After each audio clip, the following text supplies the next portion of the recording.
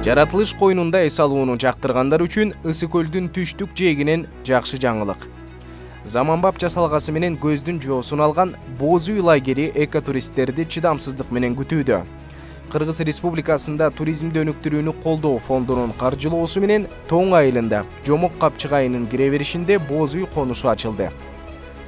Ачылыш азамине Жогорку кеңештин депутаты Камила Талиева, экономика министринин орун басары Самат Шатманов, туризмди өнүктүрүү фондунун президенти Абылкасым Шерниязов, Тоң айылынын тургундары жана ак сакалдары катышты.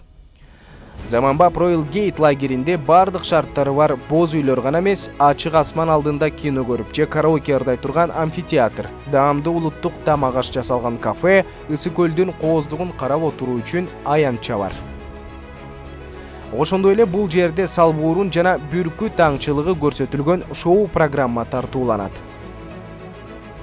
Жомок каньонуна келгендер үчүн акысыз унаа токтотуучу жай, ылайыктуу шарттар каралган. Анын ичинде мүмкүнчүлүгү чектелген адамдар үчүн да жабдылган даараткана бар.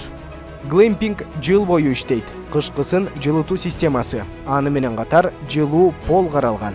Кыргыз Республикасында туризмди өнүктүрүүнү колдоо фонду учурда ушундай бир нече долбоорду ишке ашырууда.